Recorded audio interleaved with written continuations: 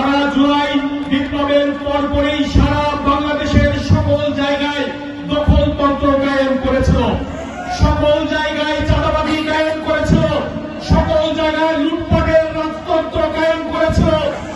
এরপরে এসে বাংলাদেশের মানুষকে একটা ধোঁকায় ফেলে তারা গণভোটের পক্ষে মানুষকে হার পক্ষে ভোট দাবি করে আবার সংসদে গিয়ে তারা বলেছে তারা জনগণকে ধোঁকায় ফেলে তারা ক্ষমতার মস্ততা চাওয়ার জন্য ওই সময় গণভোটের পক্ষে হার করেছে। সম্মানিত ভাইয়েরা, এই জাতীয় মুনাফিকদেরকে বাংলাদেশের মানুষ খুব ভালোভাবে চিনে গিয়েছে।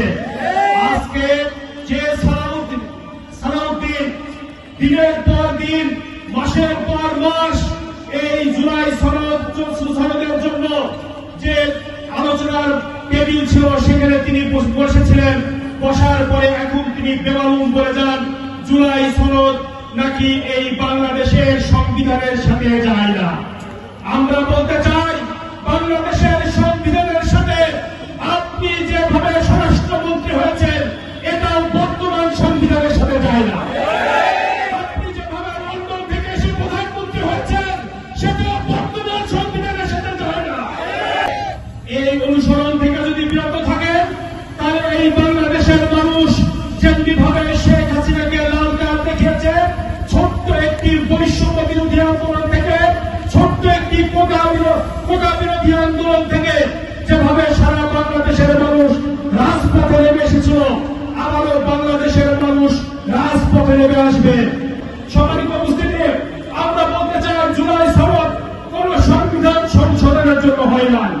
জুলাই সনদ হয়েছে বাংলাদেশের এই সিস্টেমের পরিবর্তন করার জন্য, বাংলাদেশকে সংস্কার সাধন করার জন্য। এজন্য আজকে এই সংস্কার সাধন না করে এই সরকার সংবিধান সংশোধনের দিকে যাচ্ছে, যেটা আবারও হাইকোর্ট থেকে একটি অর্ডারের মাধ্যমে সেটা বাতিল হয়ে যেতে পারে। এজন্য সম্মানিত উপস্থিতি, আজকের সমাবেশ থেকে আমরা সরকারকে জানিয়ে দিতে চাই আপনাদের শুভবুদ্ধি উদয় হোক। এখনো আপনারা এই সিস্টেমের মধ্যে থেকে যদি যতই প্রধানমন্ত্রী একদিকে বলছেন আমরা ঐক্য ধরে রাখতে চাই, অন্যদিকে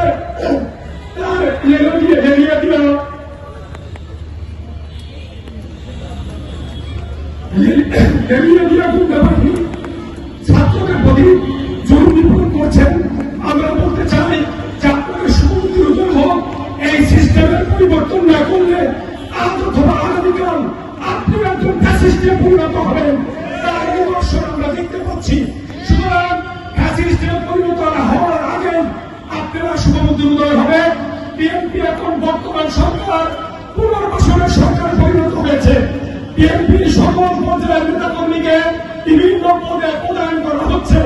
যারা নির্বাচনে পরাজিত হয়েছে বিপুল ভোটে তাদেরকে জনগণের উপরে চাপিয়ে দেওয়া হচ্ছে। এজন্য আমরা বলতে চাই ইসলামীয় সরকারকে শক্তিশালী করা হবে। এটা জুলাই সনদের একটু অন্যতম বার্তা ছিল। আপনারা সেটাকে আগ্রহী বিধানগুলি দেখিয়ে সকল জায়গায় আপনারা প্রশাসন নির্ধারণ করেছেন। এজন্য সম্মানিত উপস্থিতি, আজকের সমাবেশ থেকে আমরা বলতে চাই যদি সরকারের শুভবুদ্ধি উদয় না হয়, যদি দ্রব্যমূল্যের নিয়ন্ত্রণ না করা হয়, যদি কৃষকের দরবারে সার পৌঁছে দেওয়া না হয়, যদি বিদ্যুৎকে আমাদের জনগণের কাছে পৌঁছে দেওয়া না হয়, এদেশের সাধারণ জনগণ আবারও রাস্তার মধ্যে বাধ্য হবে।